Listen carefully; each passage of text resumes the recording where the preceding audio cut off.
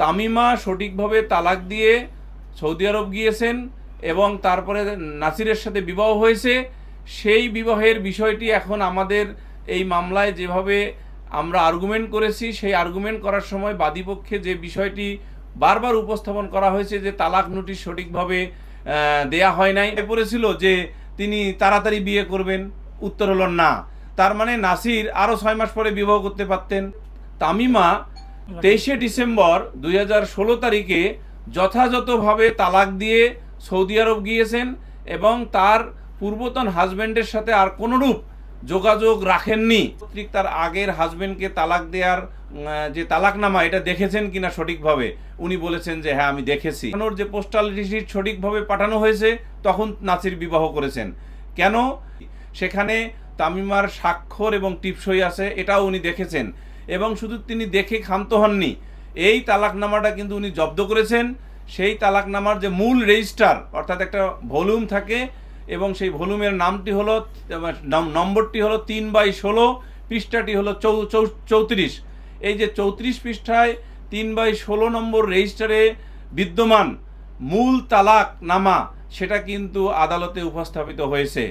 একই সাথে এই যে পোস্টাল রিসিট, এই যে যেটা বলা হয়েছে যে পোস্টাল রিসিটটা জাল, তদন্তকারী কর্মকর্তাকে কিন্তু বলা হয়েছে যে আপনি যে পোস্টাল রিসিট জব্দ করেছেন সেটা মূল কিনা, উনি স্বীকার করেছেন মূল। তাহলে আপনারাই বলেন যে যদি কোনো দলিল বা ডকুমেন্ট মূল হয় তাহলে সেটা জাল বলে গণ্য হওয়ার কোনো রাস্তা নাই। আরেকটি বিষয় এটার উদাহরণ দেওয়া যায়, একটি জাল ডকুমেন্ট বলার আগে তাহলে বুঝতে হবে যে ওই জাল ডকুমেন্টের সাথে আরেকটা ডকুমেন্ট আছে, অর্থাৎ দুটো ডকুমেন্ট থাকতে হবে। একটা হলো জিনুইন আর একটা হলো জাল, অথবা জালটা থাকবে সেটা মূল নয়। কিন্তু আমাদের এই মামলায় যেটা দেখা গেছে যে পোস্টাল রিসিটটি দুইটি জব্দ করা হয়েছে এবং পোস্টাল বিভাগের যিনি ডিজিএম তিনিও স্বীকার করেছেন যে এই পোস্ট অফিস থেকে এটা মানে পোস্টেড করা। তাহলে আইও কর্তৃক যে দুইটি পোস্টাল রিসিট জব্দ করা হয়েছে, সেই অর্থাৎ জব্দ করা পোস্টাল রিসিট দুইটি মূল। তাহলে অরিজিনাল পোস্টাল রিসিট কখনো জাল হয় না। ফলে যে জিনিসটি দাঁড়াচ্ছে সেটা হলো যেটা সাক্ষ্যে প্রমাণিত হয়েছে, তদন্তকারী কর্মকর্তার সাক্ষ্যে বিশেষ করে প্রমাণিত হয়েছে।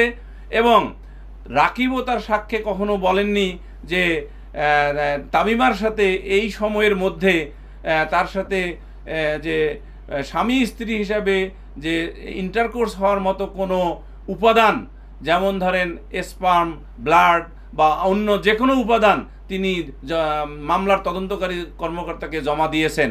এই ব্যাপারে প্রশ্ন করলে তিনি বলেন যে হ্যাঁ আমি এই ধরনের কোনো জিনিস জমা দেইনি। তামিমা মেইনটেনেন্সেরও মামলা করেন নাই। এই বিষয়টা সম্পূর্ণভাবে একটি সিভিল আদালতের বিষয়, অর্থাৎ দেওয়ানি আদালতের বিষয়। দেওয়ানি আদালতের বিষয় ক্রিমিনাল আদালতে নির্ধারিত হতে পারে না। একই সাথে মেইনটেনেন্সের যে ম্যাটারটি, এটা হলো একটা ফ্যামিলি কোর্টের বিষয়। ফ্যামিলি কোর্টের বিষয়ও কিন্তু ক্রিমিনাল আদালতে বিচার্য বিষয় নহে। সার্বিকভাবে একথা আমাদের যে এভিডেন্সে আমরা যেভাবে আর্গুমেন্ট করেছি, অর্থাৎ লিখিত আর্গুমেন্ট জমা দিয়েছি, সেই লিখিত আর্গুমেন্টে ক্লিয়ারলি যে জিনিসটি আমাদের নিকট প্রতীয়মান হয়েছে এবং আমরা মনে করি সুস্পষ্টভাবে আমরা সংশ্লিষ্ট মাননীয় আদালতকে বোঝাতে সক্ষম হয়েছি যে এই মামলাটি তালাক নোটিশ কার্যকর হওয়ার মামলা নহে।